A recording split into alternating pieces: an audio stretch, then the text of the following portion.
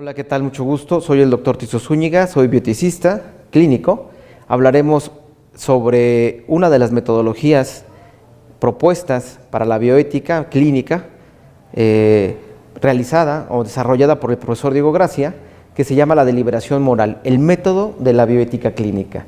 Iniciaremos con una pequeña reflexión del profesor Pedro Laín Entralgo, que dice: el cerebro humano es algo más que mero instrumento anatomofisiológico de una entidad suprasomática, y aunque la actual ciencia neurológica no sea capaz de decidir hasta dónde llegará ese ser algo más, necesariamente obliga a tener muy en cuenta lo que en respecto de la conducta humana ella nos dice.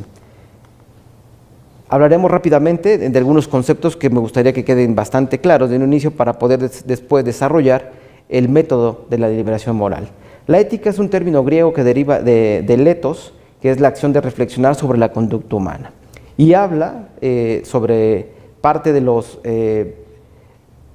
la conducta positiva o de las virtudes, o de la conducta negativa y de los vicios.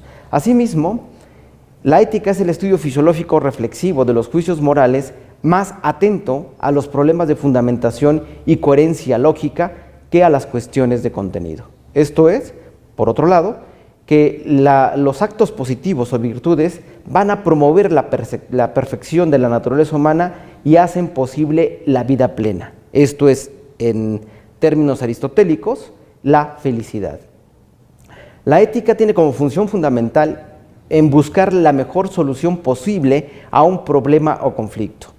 La ética no se preocupa tanto de lo que es correcto o incorrecto, sino cuál es la mejor solución a un problema. Esto es, que la ética no aspira a lo bueno, sino a lo mejor, a lo óptimo, lo cual es importante cuando se trata de la salud de las personas. La deontología clínica viene también del griego deontos, que significa, se refiere al deber. Asimismo, la deontología clínica ha constituido siempre el obligado punto de referencia que ha protegido al clínico y ha constituido el garante de un ejercicio profesional acorde a los mínimos que en cada momento histórico ha determinado el colectivo profesional. De ahí que a lo largo de la historia, a más de 30 siglos, hayan aparecido códigos deontológicos de los colectivos clínicos, como los juramentos, el más conocido, el juramento hipocrático, entre otros. El deber va más allá de la responsabilidad penal y reposa en un concepto moral que se llama conciencia individual. La responsabilidad clínica es eminentemente personal. Por lo tanto, el comportamiento ético es un deber autoimpuesto. Tenemos algunos deberes por los cuales, como personal de la salud o como clínicos, estamos obligados. Entre ellos tenemos principalmente el no dañar, el primus nocere, beneficiar, no negar atención, no discriminar, no ignorar el dolor, no prejuiciar, evitar la negligencia, no imponer, escuchar y no violentar, entre otros más.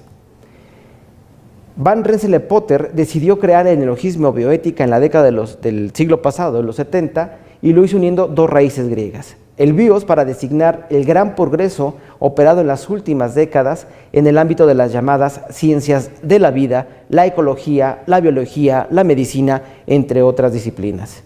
Y el ethos, como raíz más adecuada para designar la ciencia del respeto de los valores implicados en los conflictos de la vida.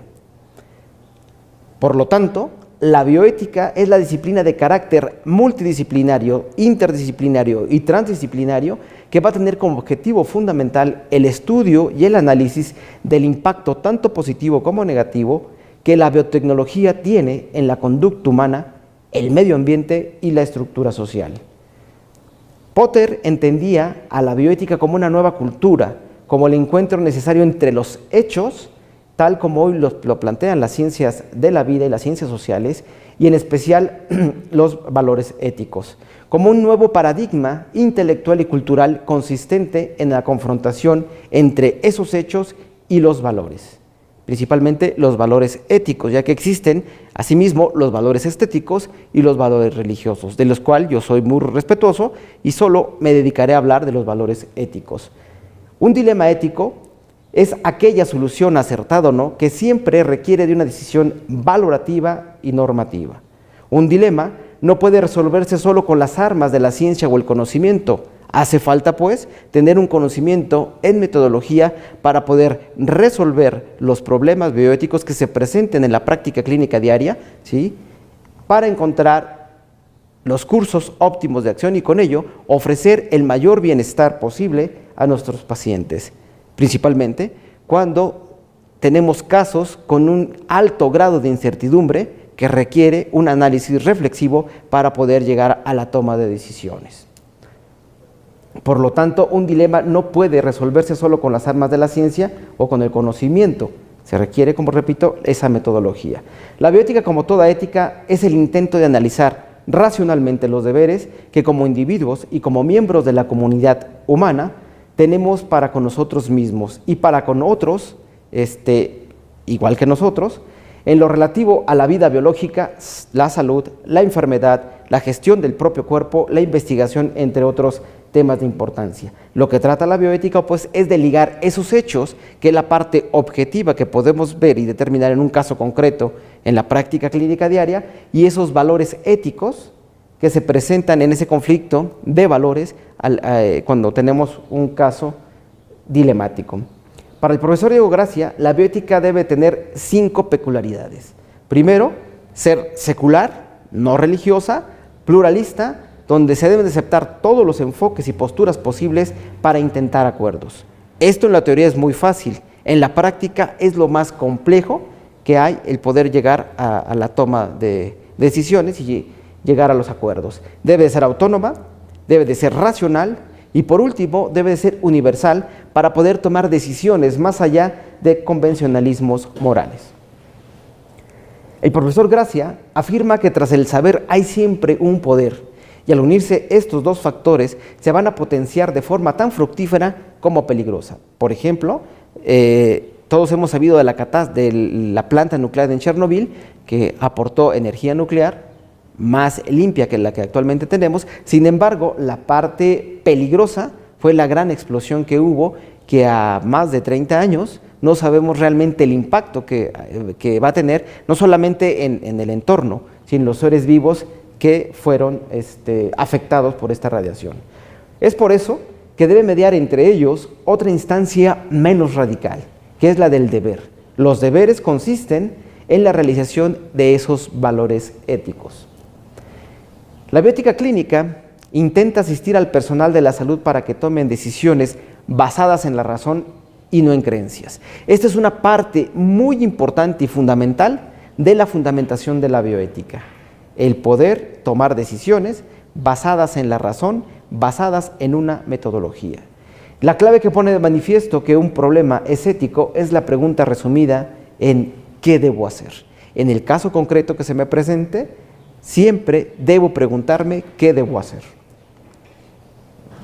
La bioética tiene 3 ejes fundamentales de estudio. El primero es el ético, el científico y por último el jurídico, ya que todas las decisiones tienen que estar basadas en la evidencia científica, deben de estar valoradas en la revisión de los valores éticos y por último esa toma de decisión debe estar contemplada dentro del marco jurídico vigente, ¿sí?, que entraría, por ejemplo, en la Ley General de Salud. La vida es un valor, al igual que la calidad de vida, la salud, como también son las preferencias de los pacientes. Las preferencias de los pacientes es el mínimo grado de autonomía que un paciente puede expresar, ¿sí? Y esto lo podemos ver claramente, por ejemplo, en el caso de las voluntades anticipadas, que veremos un poco más adelante a detalle. En el lenguaje de la bioética también encontramos los derechos humanos. Entre ellos encontramos uno de los supravalores, de acuerdo a la teoría de los valores de Max Scheler, que es la dignidad y la calidad humana. Además, en el mismo lenguaje de la bioética, los principios bioéticos se convierten en valores. Así tenemos la autonomía, que es la capacidad de autogobierno de todos los seres humanos, la beneficencia, la justicia, que va más enfocada a la justicia distributiva, y la no maleficencia. Estos 4 principios fueron propuestos por Buchan y Childress en 1977, en donde estos principios se basan inicialmente en la corriente principalista de la bioética, que, si bien es cierto, fueron diseñados para la ética de la investigación, ¿sí?, se utilizan con menos frecuencia, evidentemente, hoy día en la bioética clínica. Bueno, aquí presento una fotografía del profesor Diego Gracia con sus 4 alumnos. Entrando ya en tema de lo que es la metodología propuesta por el profesor Diego Gracia, que es la deliberación moral, el método de la ética clínica, sabemos que desde los escritos hipocráticos en los orígenes de la medicina occidental, la ética y la clínica han venido siendo conceptos inseparables. Uno, ya que pasan por las manos del clínico objetos de mucho valor, como la vida misma. La clínica y la ética comparten un mismo método de sus orígenes. Desafortunadamente, gracias al gran avance biotecnológico, o desafortunadamente, estas dos disciplinas se separaron. Pero afortunadamente, en la actualidad, estas dos disciplinas tienen mucho que aportar a la resolución de casos paradigmáticos en la práctica clínica diaria. Aristóteles, en la Ética Nicomaco, describe la lógica del razonamiento práctico. No solo piensa en la ética y en la política, sino también en la técnica, esto es, en la medicina. Para el profesor Gracia, toda teoría de la liberación, la prudencia, el término medio, el razonamiento probable, la toma de decisión en situación de incertidumbre, tiene esta lógica. Y para la lógica clínica, de la clínica, es la propia de la incertidumbre. Nunca seremos capaces de agotar la riqueza de una realidad concreta, razón por la cual nuestros juicios de valor sobre estas serán como máximo probables, ya que siempre existirá un grado mínimo de incertidumbre, por lo tanto no podremos tener esa certeza. Y esto explica que esa certeza, por esa incertidumbre, sea imposible. De ahí que no pueda ni deba pretenderse desde este razonamiento que sus decisiones sean ciertas, aunque sí pueden ser razonables. Esta razonabilidad consiste siempre en la ponderación cuidadosa de los principales factores intervinientes, esto es, los valores, a fin de disminuir en lo posible la incertidumbre.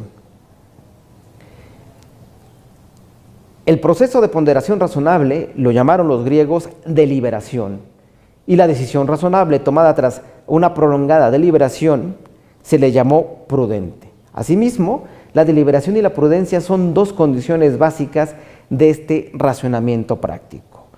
Estos condicionamientos, estos argumentos, nos dan lo que es la metodología del profesor Diego Gracia, la deliberación moral. Sin embargo, para el profesor Gracia, en la clínica es posible que dos profesionales, sabios experimentados, puedan deliberar sobre un mismo caso y que al mismo tiempo lleguen a decisiones diagnósticas, pronósticas o terapéuticas distintas. Esto es lo propio del razonamiento prudente, que admite siempre más de una solución. Un mismo hecho puede ser objeto de dos o más decisiones, todas evidentemente prudentes, que sean o no distintas entre sí, sino hasta opuestas. Los juicios morales, tanto como los médicos, son primariamente empíricos y concretos. En ellos se cumple el principio de que la realidad concreta es siempre más rica que nuestros esquemas intelectuales y que por lo tanto sea esta realidad desbordada. De ahí que el procedimiento de la toma de decisiones no pueda consistir en una pura ecuación matemática, sino que se requiera de un análisis cuidadoso y reflexivo de los principales factores implicados, que estos son los valores que entran en conflicto. La deliberación moral no es tarea fácil, evidentemente, se requiere, vuelvo a insistir, en una metodología para poder identificar en ese problema clínico que se me presenta el conflicto de valor y el problema bioético fundamental. Los profesionales que toman decisiones en un acto reflejo, esto es rápidamente, sin pasar por este largo proceso de evaluación del paciente, esto se suele justificar apelando a lo llamado ojo clínico.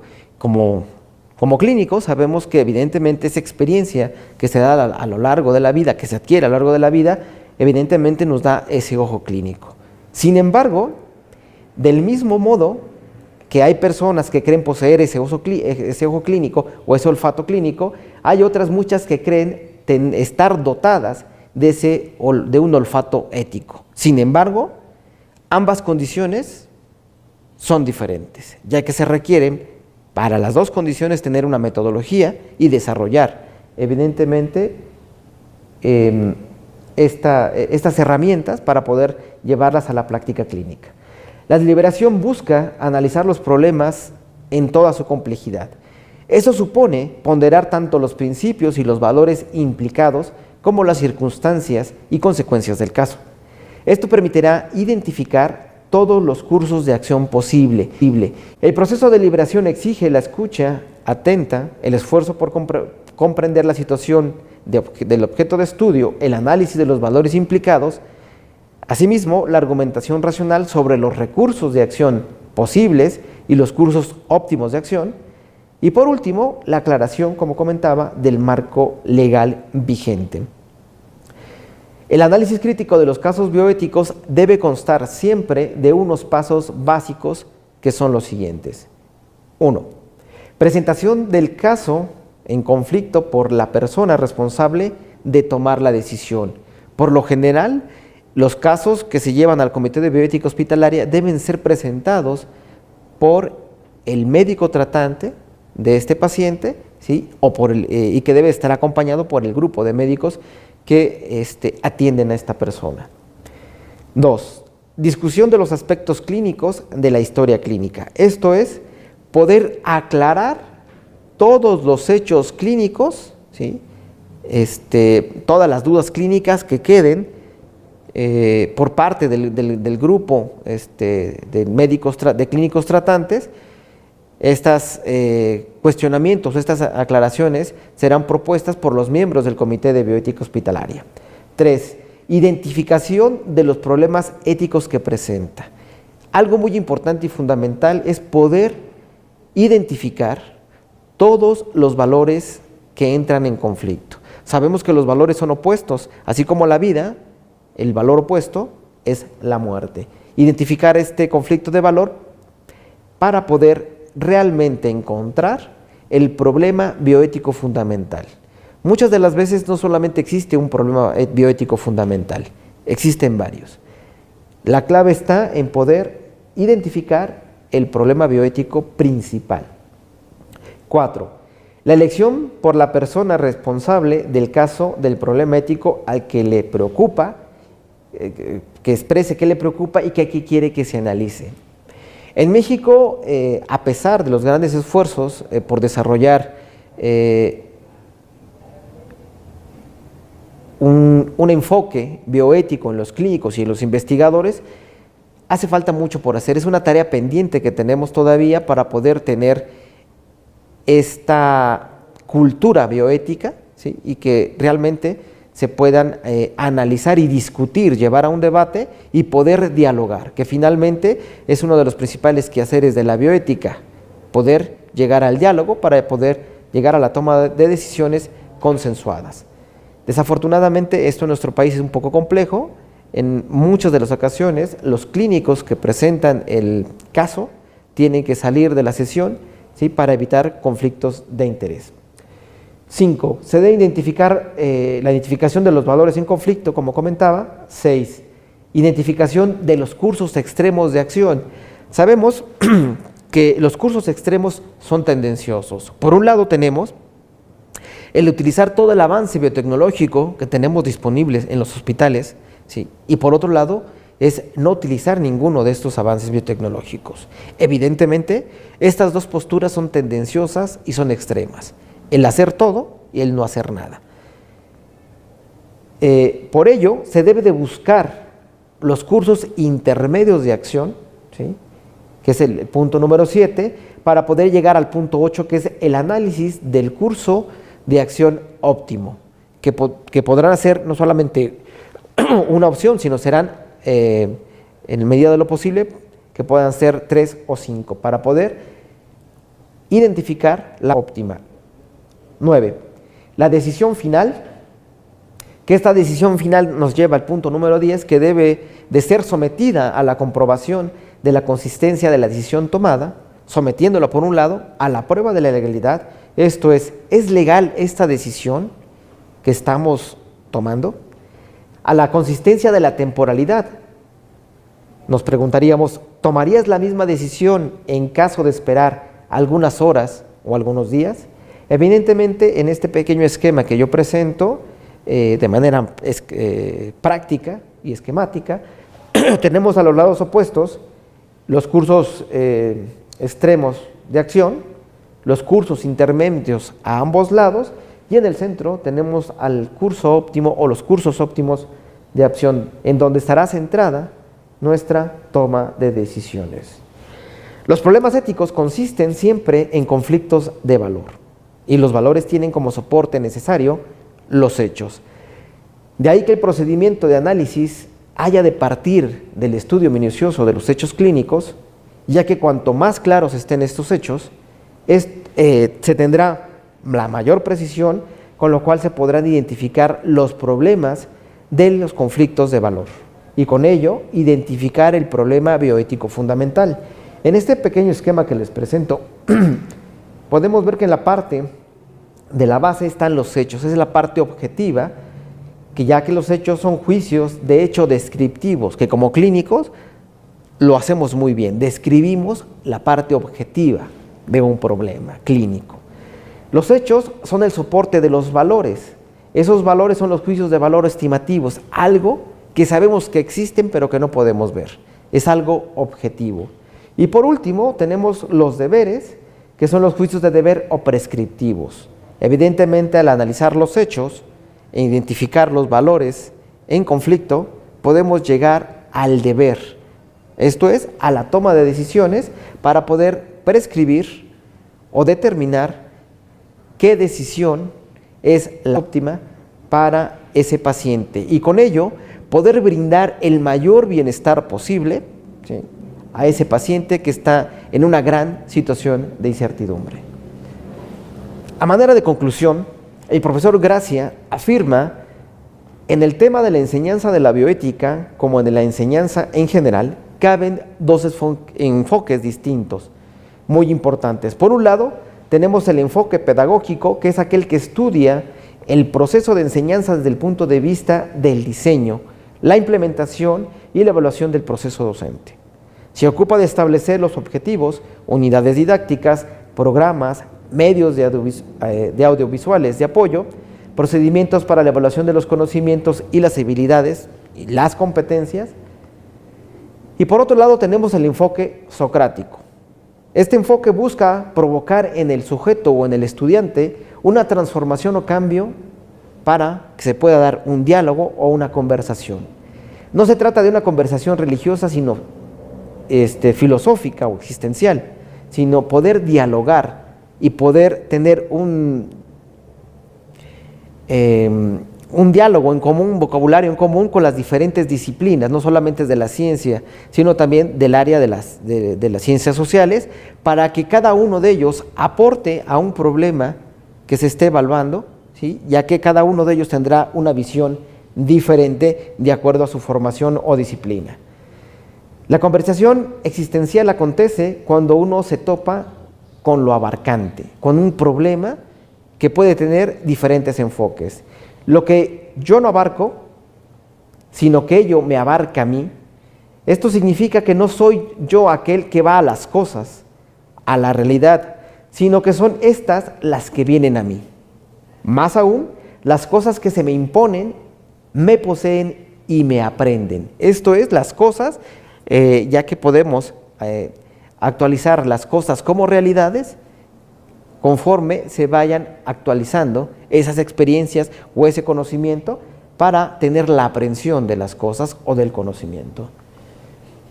A manera de conclusión, la liberación clínica podemos afirmar que tanto la clínica y la ética constituyen el núcleo de la actividad clínica, ya que es muy importante y fundamental contar con estas herramientas para llegar a una toma de decisiones basada en el conocimiento científico y aportando el conocimiento de los valores. Termino con esta pequeña reflexión, con una fotografía de mi autoría, donde tenemos en esta fotografía tres grandes monumentos de la Ciudad de México, emblemáticos de este país. Al fondo tenemos el Palacio de Correos, el Palacio de las Bellas Artes y en la parte posterior la Torre Iberoamericana. Esta fotografía la he llamado La verdad está allá afuera, que viene a colación y ad hoc al tema que estamos viendo, ya que la bioética es un asunto de todos.